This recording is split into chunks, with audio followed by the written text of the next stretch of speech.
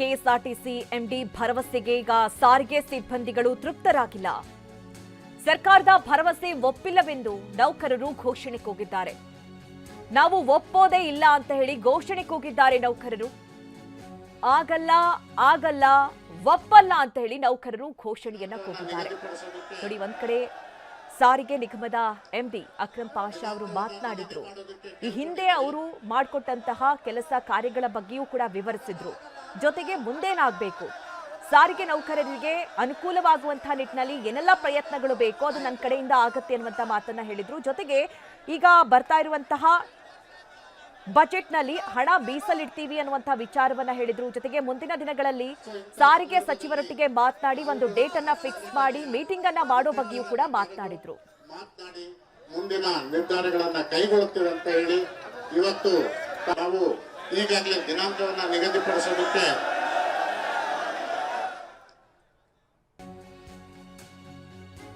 ಪ್ರತಿಭಟನೆ ಮುಂದುವರೆಸಲು ನೌಕರರು ನಿರ್ಧರಿಸಿದ್ದಾರೆ. ಸಭೆ ಸೇರಲು ಜಂಟಿ ಕ್ರಿಯಾ ಸಮಿತಿ ನಿರ್ಧಾರ ಮಾಡಿದೆ. ಸಭೆ ಬಳಿಕ ಮುಂದಿನ ಹೋರಾಟದ ಬಗ್ಗೆ ತೀರ್ಮಾನವನ್ನ ಕೈಗೊಳ್ಳಲಾಗುತ್ತೆ. ಈಗ ಯಾವುದೇ ರೀತಿ ಮನವೊಲಿಸುವಂತಹ ಪ್ರಯತ್ನ ಮಾಡಿದ್ರೂ ಕೂಡ ಅದು ಫಲ ಕೊಟ್ಟಿಲ್ಲ. ಪ್ರತಿಭಟನೆ ಮುಂದುವರಿಸೋದಕ್ಕೆ ಆಗಾಗ್ಗೆ ನೌಕರರು ನಿರ್ಧಾರವನ್ನ ಮಾಡಿದ್ದಾರೆ ಅನ್ನೋದು ಗೊತ್ತಾಗ್ತಾ ಇದೆ. ಸಭೆ ಸೇರುವುದಕ್ಕೆ ಜಂಟಿ ಕ್ರಿಯಾ ಸಮಿತಿ ನಿರ್ಧಾರವನ್ನ ಮಾಡಿದೆ. ಸಭೆ ನಂತರದಲ್ಲಿ ಅವರ ಹೋರಾಟದ ರೂಪುರೇಷೆ ಯಾವ ರೀತಿ ಇರುತ್ತೆ ಅನ್ನೋದು ತಿಳಿದು ಬರುತ್ತೆ. ಈಗ ಈ ಹಿಂದೆಯೂ ಕೂಡ 2 ಬಾರಿ ಮುಷ್ಕರದ ಘೋಷಣೆ ಆಗಿತ್ತು. ಆದರೆ ಸರ್ಕಾರ ಅವರನ್ನ ತಡೆಯುವಲ್ಲಿ ಸಫಲ ಆಗಿತ್ತು. ಆದರೆ ಈ ಬಾರಿ ಯಾವುದೇ ಕಾರಣಕ್ಕೂ ಕೂಡ ನಾವು ಬಿಡೋದಿಲ್ಲ, ನಮ್ಮ ಹೋರಾಟವನ್ನ ನಿಲ್ಲಿಸೋದಿಲ್ಲ, ನಮಗೆ ಬರಬೇಕಾದಂತಹ ಹಣ ಬರಬೇಕು. ಯಾಕೆಂದ್ರೆ ಸಾರಿಗೆ ನೌಕರರ ಬೇಡಿಕೆ ಇರೋದೇ 38 ತಿಂಗಳ ಅರಿಯರ್ಸ್ ಅನ್ನ ನಮಗೆ ಕೊಡಬೇಕು. ಅರಿಯರ್ಸ್ 1740 ಕೋಟಿಯಷ್ಟು ಹಣ ನಮಗೆ ಬರಬೇಕು ಅನ್ನುವಂಥ ಮಾತನ್ನ ಕೇಳ್ತಾ ಇದ್ದಾರೆ. ಜೊತೆಗೆ 2024 ಜನವರಿಯಿಂದಲೇ ವೇತನ ಪರಿಷ್ಕರಣೆ ಆಗ್ಲೇಬೇಕು ಅಂತ ಹೇಳಿ ಪಟ್ಟು ಹಿಡಿದು ಕೂತಿದ್ದಾರೆ. ಈಗ ಸರ್ಕಾರ ಭರವಸೆ ಕೊಟ್ಟಿರೋದು 26 ತಿಂಗಳ ಅರಿಯರ್ಸ್ ಅನ್ನ ನೀಡ್ತೀವಿ ಅಂತ. ಜೊತೆಗೆ 1271 ಕೋಟಿ ಅರಿಯರ್ಸ್ ಅನ್ನ ನೀಡೋದಕ್ಕೆ ಸರ್ಕಾರ ತೀರ್ಮಾನ ಮಾಡಿದೆ. ಅಂದ್ರೆ 2025 ಏಪ್ರಿಲ್ನಿಂದ ವೇತನ ಪರಿಷ್ಕರಣೆ ಮಾಡೋದಾಗಿ ತಿಳಿಸಿದೆ. ಆದ್ರೆ ಇದಕ್ಕೆ ನೌಕರರು ಒಪ್ಕೊಳ್ತಾ ಇಲ್ಲ. ತಮ್ಮ ಬೇಡಿಕೆಗಳನ್ನ ಸಂಪೂರ್ಣವಾಗಿ ಸರ್ಕಾರ ಈಡೇರಿಸಲೇಬೇಕು, ಅಲ್ಲಿವರೆಗೂ ಕೂಡ ಈ ಹೋರಾಟ ನಿಲ್ಲೋದಿಲ್ಲ ಅಂತ ಹೇಳ್ತಾ ಇದೆ. ಎಷ್ಟೇ ಎಚ್ಚರಿಕೆಯನ್ನ ಕೊಟ್ಟಿದ್ರು ಅಥವಾ ಏನೇ ಮನವೊಲಿಸುವಂತಹ ಪ್ರಯತ್ನಗಳನ್ನ ಮಾಡ್ತಾ ಇದ್ರು ಕೂಡ ಹೋರಾಟವನ್ನ ನಿಲ್ಲಿಸೋದೇ ಇಲ್ಲ ಅಂತ ಹೇಳಿ ಪಟ್ಟು ಹಿಡಿದು ಕೂತಿದ್ದಾರೆ. ಹೀಗಾಗಿ ಈಗ ಜಂಟಿ ಕ್ರಿಯಾ ಸಮಿತಿ ಒಂದು ಸಭೆಯನ್ನ ಕರೆದಿದೆ. ಆ ಸಭೆಯಲ್ಲಿ ಮುಂದಿನ ಹೋರಾಟದ ರೂಪುರೇಷೆಗಳು ನಿರ್ಧಾರವಾಗುತ್ತೆ. ಬಸ್ ನಾಳೆಯಿಂದ ಓಡಾಟ ಇರುತ್ತಾ? ಸಾರಿಗೆ ನೌಕರರ ಜೊತೆಗೆ ಸರ್ಕಾರದ ಚೌಕಾಸಿ. 26 ತಿಂಗಳ ಹಿಂಬಾಕಿ ನೀಡ್ತೀವಿ ಅಂತ ಸರ್ಕಾರ ಹೇಳ್ತಾ ಇದೆ. 38 ತಿಂಗಳ ಹಿಂಬಾಕಿ ನೀಡಬೇಕು ಅಂತ ನೌಕರರು ಪಟ್ಟು ಹಿಡಿದು ಕೂತಿದ್ದಾರೆ. 2024ರಿಂದ ವೇತನ ಪರಿಷ್ಕರಣೆಗೆ ನೌಕರರು ಆಗ್ರಹಿಸಿದ್ರೆ 2025ರಿಂದ ವೇತನ ಪರಿಷ್ಕರಿಸ್ತೀವಿ ಅಂತ ಸರ್ಕಾರ ಹೇಳ್ತಾ ಇದೆ. ಇದು ಸರ್ಕಾರ ಹಾಗೆ ಸಾರಿಗೆ ನೌಕರರ ಹಗ್ಗ ಜಗ್ಗಾಟ ನಡೀತಾ ಇರುವಂತಹ ರೀತಿ. ಪದೇ ಪದೇ ಈ ರೀತಿ ಪ್ರತಿಭಟನೆಗಳು ಸಾರಿಗೆ ನೌಕರರಿಂದ ಆಗ್ತಲೇ ಇರುತ್ತೆ. ಆದರೆ ಈ ಹಿಂದಿನ ಬಾರಿ ಸರ್ಕಾರ ಅವರ ಮನವೊಲಿಸಿತ್ತು, ಅವರ ಬೇಡಿಕೆಯನ್ನ ಈಡೇರಿಸುವುದಾಗಿ ಹೇಳಿತ್ತು. ಆದರೆ ಈ ಬಾರಿ ಸಂಪೂರ್ಣವಾಗಿ ನಮಗೆ ನಮ್ಮ ಬೇಡಿಕೆ ಈಡೇರಲೇಬೇಕು ಅಂತ ಹೇಳಿ ನೌಕರರು ಪಟ್ಟು ಹಿಡಿದಿದ್ದಾರೆ.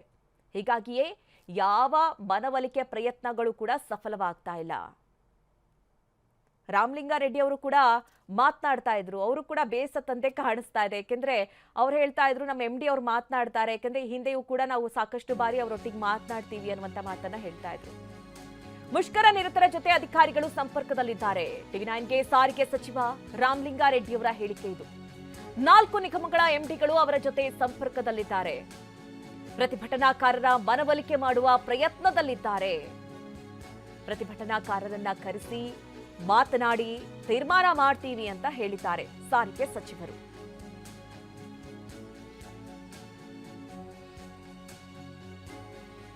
ನಮ್ಮ ಪ್ರತಿನಿಧಿ ಸಾರಿಗೆ ಸಚಿವರನ್ನ ಮಾತನಾಡಿಸಿದ್ದಾರೆ. ಏನ್ ಹೇಳಿದ್ರು ಬನ್ನಿ ನೋಡೋಣ.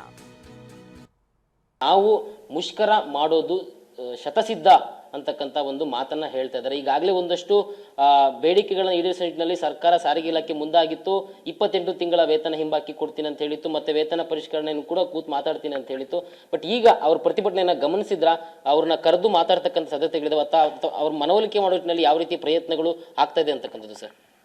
ಈ 14 ತಿಂಗಳು, ಈ 38 ತಿಂಗಳದ್ದು ಬಾಕಿ ಡಿಸ್ಪ್ಯೂಟ್ ಇತ್ತಲ್ಲ ಅವಾಗ, ಅದರಲ್ಲಿ 14 ತಿಂಗಳು ಕೊಡಿ, ಕರೋನಾ ಎಲ್ಲ ಇತ್ತು ಆ ಸಂದರ್ಭದಲ್ಲಿ.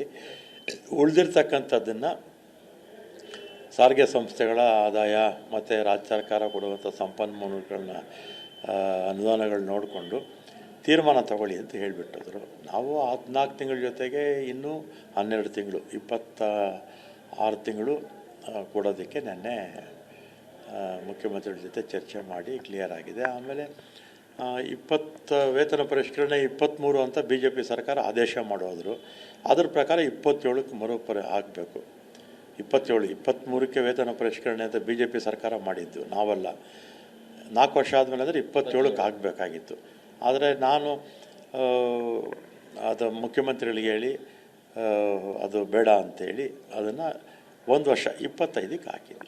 ಸರ್, ಈಗ 26 ತಿಂಗಳ ವೇತನ ಹಿಂಬಾಗಿಗೋಸ್ಕರ 1200 ಕೋಟಿ ರೂಪಾಯಿಗಳನ್ನ ಈಗಾಗಲೇ ಆರ್ಥಿಕ ಇಲಾಖೆ ಒಪ್ಪಿಗೆ ಮೇಲೆ ಬಿಡುಗಡೆ ಮಾಡಿರ್ತಕ್ಕಂಥದ್ದು. ವೇತನ ಪರಿಷ್ಕರಣೆ ಕೂಡ ಕರೆಸಿ ಮಾತಾಡ್ತೀನಿ ಅಂತ ಒಂದು ಭರವಸೆ ಕೊಟ್ಟಿದ್ದೀರಾ. ಬಟ್ ಈಗ ಅವ್ರು ಕೇಳ್ತಾ ಇರ್ತಕ್ಕಂಥದ್ದು ವೇತನ ಪರಿಷ್ಕರಣೆ ನಾವೇ ಡಿಕ್ಲೇರ್ ಮಾಡಿಬಿಡ್ಬೋದು, ಆದರೆ ಬೇಡ ಅಂಥೇಳಿ ಸಂಘಟನೆಯವ್ರ ಜೊತೆ ಕೂತು ಚರ್ಚೆ ಮಾಡಿ ತೀರ್ಮಾನ ತಗೊಳ್ಳೋಣ ಅಂತ ಆಪ್ಷನ್ ಬಿಟ್ಟಿದ್ವಿ.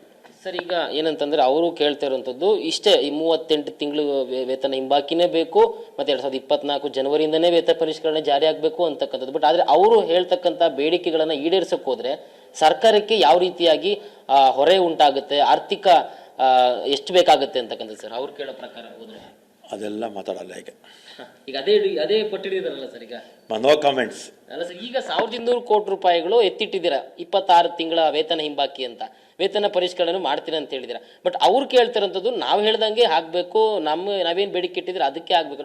ಆ ರೀತಿ ಮಾಡಕ್ ಹೋದ್ರಾಗ ಯಾವ ರೀತಿ ಸರ್ಕಾರಕ್ಕೆ ಹೊರೆ ಆಗುತ್ತೆ ಅಂತಕ್ಕಂಥದ್ದು ಸರ್? ಅದೆಲ್ಲ ಆಮೇಲೆ ಮಾತಾಡ್ತೇನೆ ಬಿಡಿ, ಸಮಯ ಬಂದಾಗ ಮಾತಾಡ್ತೇನೆ, ಈಗ ಮಾತಾಡಲ್ಲ.